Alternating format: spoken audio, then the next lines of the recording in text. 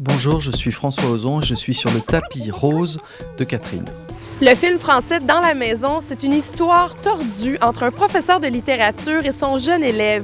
Un polar signé François Ozon qu'on rencontre sur le tapis rose de Catherine. Écoute ça, samedi j'ai mangé une pizza et regardé la télé. Dimanche, je n'ai rien fait. Je leur ai pas demandé de me faire un poème en alexandrin, hein. Je leur ai demandé de me raconter leur week-end. Vous arrivez avec ce film Dans la maison qui est complètement différent du dernier film qu'on a vu, Potiche. Un film très intellectuel. Qu'est-ce qui s'est passé? Pourquoi vous aviez envie de travailler sur un film comme celui-là? C'est un film qui fait travailler un peu le spectateur, mais moi j'aime bien donner la place au spectateur au sein du film et lui permettre d'imaginer des choses, de faire son propre film. Et c'est vrai que c'est un film qui joue sur l'imaginaire. Et ce que j'aimais, c'est que en même temps, toutes ces idées peut-être un peu intellectuelles sur la création pouvaient être racontées dans un genre qui est le thriller. Pourquoi t'es passé au présent? C'est une manière de rester dans la maison.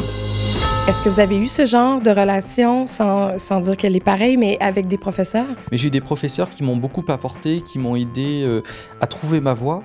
Et en même temps, je pense que ce qui est intéressant dans le film, c'est que la relation, elle n'est pas à sens unique. C'est pas que le professeur qui donne au jeune homme, c'est aussi le jeune homme qui donne au professeur. Tout ça devient de plus en plus crédible et de plus en plus dangereux. Ça m'a fait sourire parce que je trouve que la dynamique du couple, qui est interprétée par Fabrice Lucchini et Kristin Scott Thomas, ressemble beaucoup à une dynamique de couple de films de Woody Allen. Ouais. C'était une référence très consciente d'avoir un couple d'intellos qui sont en train de parler toujours de culture, de littérature, en train d'analyser les choses de manière très intellectuelle, et en fait on se rend compte dans leur vie ils sont pas forcés, ils sont comme tout le monde, et c'est ça qui est amusant, c'est de là d'où naît la comédie, cette espèce de décalage entre le discours et les actes. Ce n'est pas un sex shop, Germain, c'est une galerie d'art. Je sais, ce sont des poupées détournées, sexe et dictature.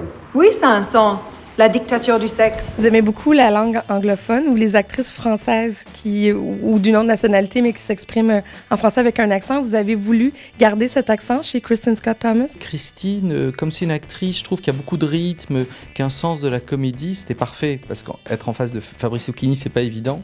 Et je trouve que l'alchimie marche bien entre les deux. Et comme elle avait beaucoup de discours très intello sur l'art moderne d'aujourd'hui, je me suis dit que ce sera plus amusant si elle fait des fautes de français, si elle le dit avec un petit accent anglais, ce sera plus charmant. Parce qu'en fait, on n'écoute pas vraiment ce qu'elle dit. On la regarde plus en train de se démener face à son mari qui est très sceptique par rapport à l'art moderne. Elle a dit que vous étiez impatient. Et elle l'a dit devant vous en plus. Vous êtes impatient? J'aime aller vite. Alors peut-être que, oui, certaines actrices, des fois, aiment prendre leur temps, aller au maquillage, tout ça. Moi, c'est vrai que j'aime bien aller vite. La plupart du temps, les acteurs aiment quand le réalisateur va vite parce qu'on n'attend pas et on travaille bien.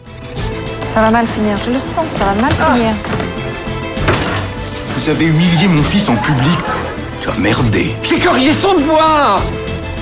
Là, il te manipule. Tu veux lui apprendre la littérature, mais c'est lui qui te donne une leçon. Je pars à la recherche d'une fin pour Monsieur Germain. Dans la maison de François Ozon prend l'affiche le 19 avril. Bon cinéma.